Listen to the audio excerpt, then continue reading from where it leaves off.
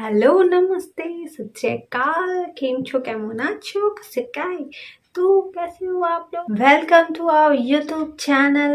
तो चलो शुरू करते हैं आज का 10वां वीडियो। तो अपने हस्बैंड के जाने के बाद ही राखी सावंत का लव लपाटा वाला बात फिर से शुरू हो गया है। मतलब कौन किसके साथ लव शव कर रहा है इनका चालू हो गया है भाई। देवोलीना प्रतीक के साथ सबका जगह जगह पे बैठ के इधर उधर कुछ कुछ बोले जा रही है राखी सावंत सभी के बारे में। को डंडे लेकर रोक रही है कि भाई लव लपाटा बंद करो। हम मालूम है तेरे बाप को मत सिखा। तो पहले करें टीम की बात। तो टीम में थे प्रतीक, निशांत, समिता और देवो। ये लोग सिर्फ एक साथ में खेल रहे थे। और राखी किसके साथ थी? राखी इनडायरेक्टली इन्हीं लोगों के साथ थी। और बिचुकले अगर देवोलीना अगर उनसे बात करती तो वो भी इन्हीं की टीम में हो जाते, लेकिन नहीं। तो फिर वो चले गए करण तेजा की टीम में। और रश्मि भाई सोच समझ के आई है कि मैं तो उमर के साथ ये सब करूंगी। उमर और इनकी जो जबकि बाहर से क्या था क्या नहीं पता नहीं, पर यहाँ पे आते ही शुरू हो गई है भाई। जिस तरह से उन्होंने तेजा के साथ झगड़ा किया, तेजा ने बस इतनी सी बात पूछे थे कि उमर क्या तुम उसको लाइक करते हो रश्मि को? तो उस बात पे इतनी भड़की है, तुम कौन होती है, तुम क्यों पूछ रही हो, उमर से तुम पूछो ना मत। ये वो क्या क्या बोली पूरा। उमर बेचारा उतना सोच समझ नहीं रहा है उतना। तो चलो उसने भी कहा कि भाई उसने आई लव यू भी बोल दिया, मैंने उतना सीरियसली नहीं लिया। और देवो जो प्रतीक को बैठा के बोल रही थी कि मैंने तुम्हारा बाहर से गेम देखा है, मुझे तुम्हारी गेम्स चाचा जी बहुत पसंद आ रही थी, तुम काफ़ी अच्छे लग रहे थे। मैं अंदर आई हूँ, मेरा जबकि बाहर रिलेशनशिप है, मैं तुम्हें पसंद करने लगी हूँ, अट्रैक्शन है जो भी है। तो वो मेरा बाहर भी एक रिलेशनशिप है, मैं भी इस वजह से लोग मुझे जज करे, पर फिर भी मैं तुम्हें पसंद करती हूँ। तो देव और रश्मि का क्या कांड चल रहा है पता नहीं। इन लोगों का आते ही साथ शुरू हो गया है घर में चक्कर भाई। सही खेल गया बेंच। प्रतीक ने जाकर निशांत को भी बताया जो देवलीना ने उसको कहा था कि मैं तुम्हें पसंद करने लगूंगी ये वो। प्रतीक ने ये कहा निशांत को कि मैंने भाई मेरा जो है बाहर हो उसके बारे में मैंने तो इसे बता दिया है फुल, पर फिर भी अगर वो मेरे साथ है तो मुझे कोई दिक्कत नहीं। देवलीना को समझना चाहिए। और तेजा और उमर इन दोनों की भाई तारीफ करनी पड़ेगी। जिस तरीके से ये लोग गेम में खेलते हैं, गेम में अपना 100% देते हैं। और जिस तरह से समिता और तेजा के बीच जो गेम हुआ उसमें राखी सावंत ने क्लियरली समिता को जिताया, जबकि क्लियर था कि तेजा जीती है समिता नहीं, पर क्लियरली राखी सावंत ने डाउट करते हुए समिता शेट्टी को जिता दिया। और कहीं ना कहीं तेजा को लगने लगा है कि मैं अगर जीतूंगी भी तो ये लोग मुझे हराएंगे, क्योंकि वो उन्हें क्लियर नजर आने लगा है। उमर रियाज के साथ तो ये काफी दिनों से होता ही आ रहा है, क्योंकि वो अपने सब कुछ में हर चीज में अपना 100% देते हैं। गेम में शो में अपना 100% दे रहे हैं जब से आए हैं तभी से। और उनको हर बार कहीं ना कहीं रोका जाता है, हर वीकेंड के बारे में ये वो बोला जाता है कि तुम डॉक्टर हो, बदतमीज हो, ये अग्रेसिव हो, ये सब बोला ही जाता है। तो वो कहीं ना कहीं उनको समझ में आ रहा है कि वो शो नहीं जीतने वाले या फिर क्या। पर जिसको भी बिग बॉस जिताना चाहते हैं बिग बॉस उसी को जिताएंगे, सबको क्लियर नजर आ रहा है। तो अब देखो आगे क्या होता है। सभी लोग काफी अच्छा खेल रहे हैं, करण ने भी बहुत अच्छे से खेला। शांत हो गए नॉमिनेट। वो सोच रहे थे कि समिता शेट्टी से तो मैं जीत नहीं सकता, तो वो देवयानी को नॉमिनेट करना चाह रहे थे, तो उनका भी डिसीजन यही था। पर वो प्रतीक देवलीना को बचाना चाह रहे थे। वो देवलीना को प्रतीक का बचाने का मुझे समझ ही नहीं आया क्यों बताना चाह रहे थे, जबकि बिचुकुले थे।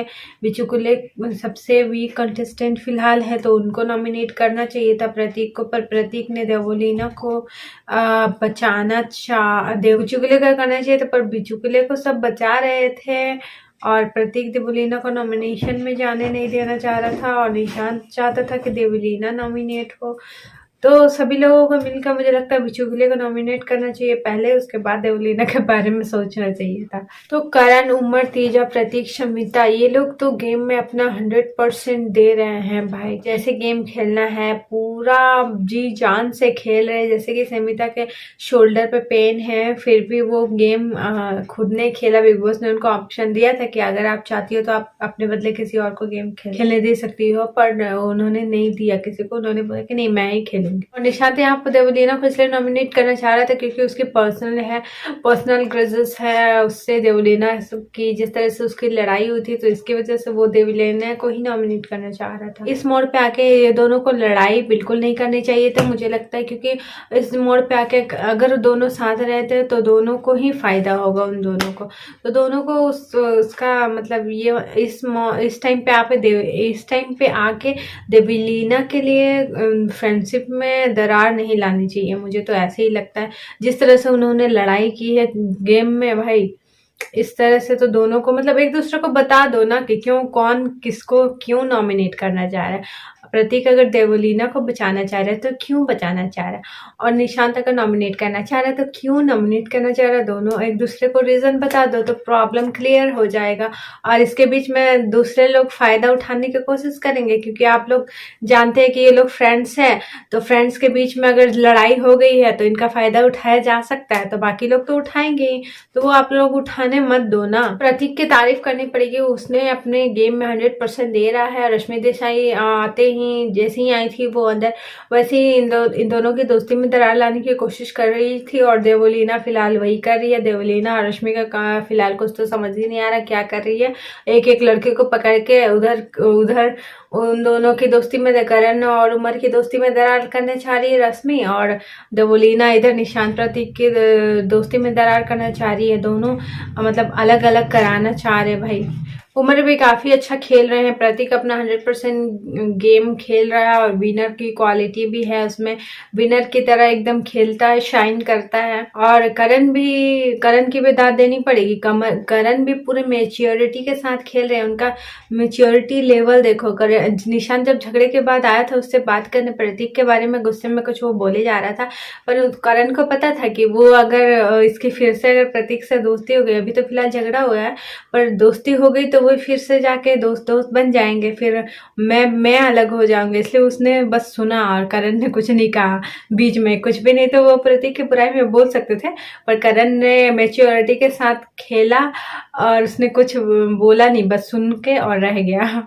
और रश्मि जैसे उमर के गले पड़ रही है ना, मैं क्या ही बोलूं, मुझे तो बिल्कुल अच्छा नहीं लग रहा है। उमर के एकदम गले ही पड़ गई है बेचारा लड़का, और ये कहाँ दोनों को समझना चाहिए भाई, इन दोनों की दोस्ती में दरार आ रही है प्रतीक और निशांत के, तो प्रतीक को समझना चाहिए कि देवलीना ये इस टाइम पे आके, इस मोड़ पे आके इन लोगों को देवलीना को दरार पड़ने नहीं देना चाहिए एटलीस्ट।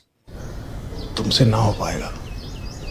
उमर, करण, प्रतीक ये तीनों काफी गजब खेल रहे हैं भाई एकदम विनर की क्वालिटी इन तीनों में ही नजर आती है। अब बिग बॉस के ऊपर है कि वो किसको जिताना चाहते हैं। बिग बॉस जिसको जिताना चाहेंगे वही जीतेगा भाई। अब देखते हैं कि होता क्या है आगे गेम में। अभिजीत फिलहाल नॉमिनेशन में चाहिए बिग बॉस को, तो अभिजीत को ये लोग तो बचा लिया है। अभिजीत को ये लोग बचाने पे तुले हुए हैं, पता नहीं क्यों, क्या दिमाग से क्या सोच रहे हो नहीं पता। अभिजीत को बचाने के लिए तुले हुए, और अभिजीत ने कल जो बर्तन धोते धोते जो स्टेटमेंट मारी थी पूरी नारियों के लिए, महिलाओं के लिए, कि आप लोग बहुत ही स्ट्रांग हो, आप लोग ऐसा करती हो वैसा करते हो, मैंने आज इतनी देर तक बर्तन धोया तो ये मेरा कमर दुख गया, आप लोगों की दाद देनी पड़ेगी कि आप लोग ये सब कर पाते हो। तो भाई जो भाषण दिया है, पर बिग बॉस को ये सब दिखाना पड़ रहा है, पर कोई बात नहीं, बिग बॉस को तो तुम ही चाहिए नॉमिनेशन के लिए, और तुमको निकालेंगे बेटा, देख लो। अभी किसी तरह इधर उधर से बच के निकल जा रहे हो, पर जरूर नॉमिनेशन में आओगे और सीधे अपने घर टिकट टू घर हो जाओगे। समझ गए ना बिचुकुले। चलो गाइज, अब देखते हैं आगे आज के एपिसोड में क्या होता है। और ठंड बहुत ज्यादा है, मैं यहाँ जम जा रही हूँ, जम। फिर भी मैं वीडियो बना रही हूँ गाइस आप लोगों के लिए। देखते रहे Bigg Boss only on Colors 24 hour in boot. Channel पे नए हो तो चैनल को सब्सक्राइब कर लेना। वीडियो अच्छी लगे तो लाइक कमेंट शेयर जरूर करना। चलो मिलते हैं अगले वीडियो में। Bye bye, take care, bye.